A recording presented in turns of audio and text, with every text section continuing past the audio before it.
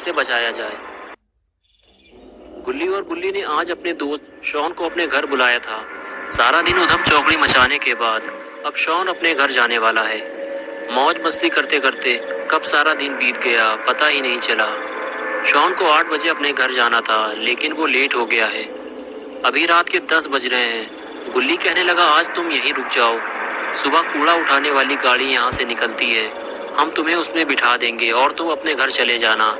लेकिन शॉन गुल्ली की बात मानने को तैयार ही नहीं है, क्योंकि वो अपने घर में ये बता कर आया था कि वो रात में 8 बजे तक वापस आ जाएगा, इसलिए उसे जाना ही होगा। गुल्ली और बुल्ली शॉन को लेकर उसके घर की तरफ चल दिए। शॉन का घर यहाँ से काफ़ी दूर है, इसलिए गुल्ली को जंगल के रास्ते शॉन को लेकर जाना होगा। ये एक शॉर्टकट है, लेकिन इस जंगल में एक बहुत ही बड़ा खतरा मौजूद है। वो है ग्रैनी का घर। ग्रैनी एक पागल बूढ़ी औरत है। वो जब भी किसी इंसान को देख लेती है तो उसे लकड़ी के बैट से मार मार कर बेहोश कर देती है और फिर उसे अपने घर में ले जाकर बंद कर देती है और कुछ दिन बाद उसका सर उसके धड़ से अलग कर देती है।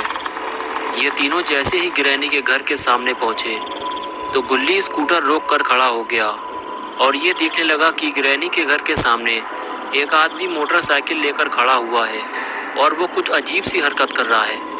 शायद उसकी मोटरसाइकिल खराब हो गई है और वो उसे ही ठीक कर रहा है। गुल्ली कहने लगा, शायद इसे पता नहीं है ये किसके घर के सामने खड़ा हुआ है। शॉन कहने लगा, हाँ शायद इसे पता नहीं है। गुल्ली कहने लगा, हमें इसकी हेल्प करनी चाहिए और उसे बताना चाहिए कि वो एक पागल औरत का घर है, वहाँ से हट जाओ। ये कहकर गुल्ली, बुल्ली और शॉन उस आदमी की तरफ चलने लगे। ये तीनों उसकी हेल्प करना चाहते थे, लेकिन जब तक ये तीनों उसके पास पहुँचे वो आदमी मोटरसाइकिल से उतरकर ग्रैनी के घर की तरफ जाने लगा और फिर उसने ग्रैनी का दरवाज़ा खटखटाया। अब गुल्ली और बुल्ली उसकी कोई मदद नहीं कर सकते थे। वो सिर्फ गाड़ी के पीछे छुपकर उस आदमी को देख रहे थे कि अब उसके साथ क्या होने वाला है।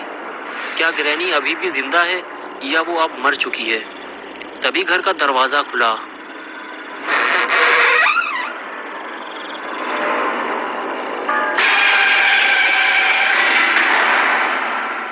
और उसे एक ही झटके में अंदर खींच लिया गया। ये देखकर तीनों के होश उड़ गए। शॉन कहने लगा, ग्रैनी उसे अंदर खींच ले गई है। उसके बाद गुल्ली और बुल्ली आपस में बात करने लगे, उस आदमी को ग्रैनी के चंगुल से कैसे बचाया जाए। शॉन गुल्ली और बुल्ली की बातें सुनते हुए बोला, मुझे ग्रैनी से बहुत ज़्यादा डर लगता है, लेकिन मैं तुम लोगों के साथ चलने को तैयार हूँ। और उसके बाद गुल्ली, बुल्ली और शॉन ने घर के अंदर जाने का फैसला किया, लेकिन ये तीनों अंदर जाएंगे कैसे? तभी तीनों की नज़र ऊपर रखी हुई सीढ़ी पर पड़ी। अगर ये सीढ़ी नीचे होती तो ये तीनों ऊपर चढ़ जाते। तभी गुल्ली और बुल्ली के दिमाग में एक आइडिया आया। ये दोनों ने शॉन को बलि का बकरा बनाया और उसे सीढ़ी लाने के लिए ऊपर भेज दिया।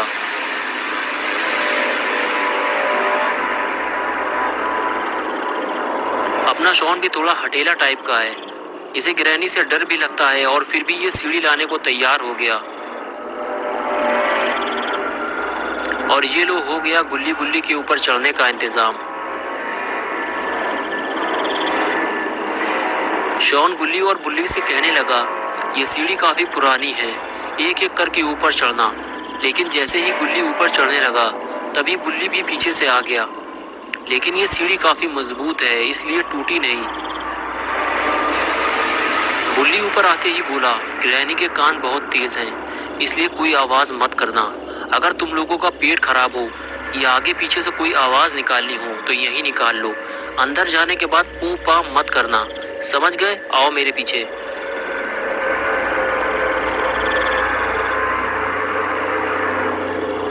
गुल्ली, बुल्ली और शॉन को ये लग रहा था कि ऊपर वाला दरवाजा आसानी से खुल जाएगा, लेकिन ऐसा कुछ हुआ नहीं, क्योंकि ये दरवाजा भी अंदर से लॉक है। अब कोई और इंतजाम करना होगा। बुल्ली बोला, शॉन सीढ़ी लगाओ, हम लोग ऊपर चलकर देखते हैं।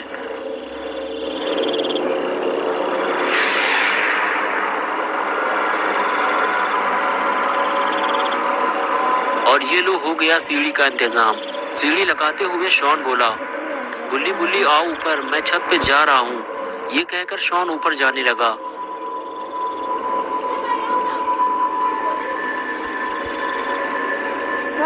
और उसके पीछे पीछे गुल्ली और बुल्ली भी जाने लगे।